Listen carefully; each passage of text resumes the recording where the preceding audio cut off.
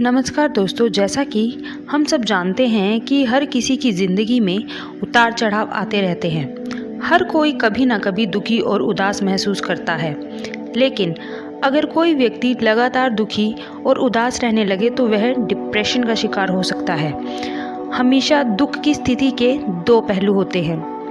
एक पहलू जो दुख देता है और दूसरा पहलू जो दुख सहन करता है। और डिप्रेशन तब तक नहीं हो सकता जब तक हम खुद को बहुत मजबूर महसूस नहीं करते।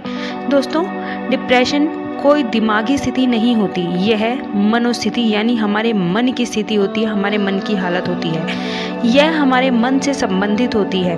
कोई भी ऐसी बात या कोई भी ऐसा कारण जो बार बार हमारे मन पर चोट करता है और स्थितियाँ ऐसी होती हैं कि इंसान खुद को स्थितियों में फंसा हुआ पाता है। वह निकलना चाहता है पर निकल नहीं पाता। फिर यही स्थितियाँ ऐसे इंसान को उदासी की तरफ धकेलने लगती हैं। ऐसे ही फिर व्यक्ति डिप्रेशन की तरफ बढ़ने लगता है।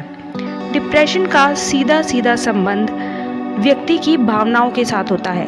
जब डिप्रेशन हावी होने लगता है तो ऐसा व्यक्ति अकेले में रहने लगता है। वह अपने आप को सबसे दूर करने लगता है। वह खुद को अकेला, लाचार, बेबस, हारा हुआ, असहाय, हताश और कमज़ोर समझने लगता है। अंदर ही अंदर घुटता रहता है। किसी चीज़ में उसकी कोई रुचि नहीं रह जाती। हर चीज़ से मन ऊब जाता है। यहाँ तक कि ऐसा इंसान रोज़ करने वाले काम भी करना छोड़ देता है, जिसकी वजह से उसके काम करने की क्षमता भी प्रभावित होती है। क्योंकि ऐसा व्यक्ति या तो सोता बहुत है या उसे नींद ही नहीं आती। ऐसा व्यक्ति खुद को ही दोषी मानकर अपने आप को कोसता रहता है और किसी भी काम पर फोकस नहीं कर पाता।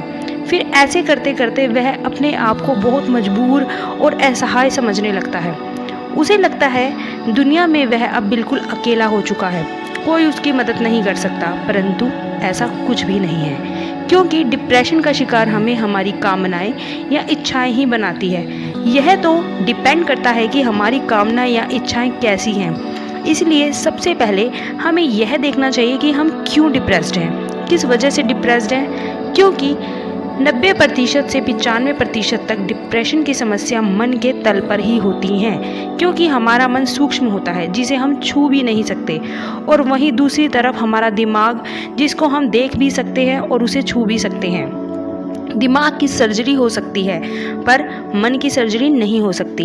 इसलिए डिप्रेशन में मन बहुत ही आहत और चोट खाया हुआ महसूस करता है।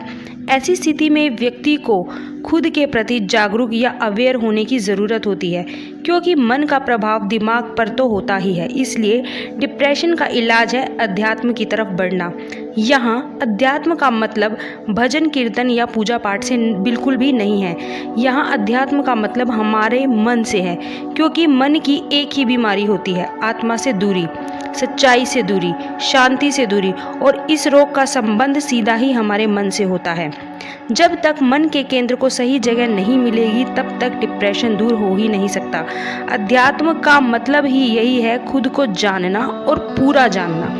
अगर इरादे और कामनाएं सच्ची हैं तो उस पर डटे रहना चाहिए और हर परिस्थिति का हिम्मत से मुकाबला करना चाहिए। डिप्रेशन में व्यक्ति की लड़ाई स्वयं यानी कि खुद के साथ ही होती है। वह अंदर ही अंदर अपने आप से लड़ता रहता है। इसी अंतर्द्वंद को व्यक्ति अगर समझ ले या जान ले तो वह डिप्रेशन को जीत सकता है, उससे बाहर आ सकता है। सबसे पहले तो व्यक्ति को अपने मन को शांत रखना चाहिए।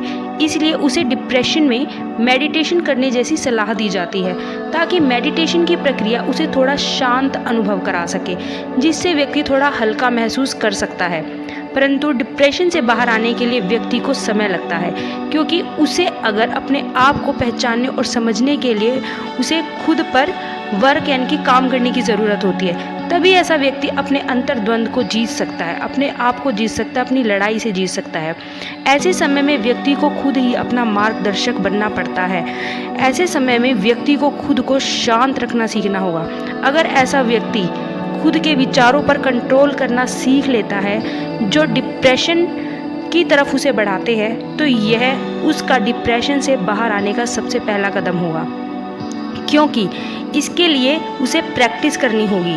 उससे पहले ये समझना होगा कि ये विचार उसे आ कहाँ से रहे हैं। उसे अपने आसपास का माहौल देखना होगा, खुद को देखना होगा और जो लोग उसके आसपास रहते हैं उन पर ध्यान देना होगा।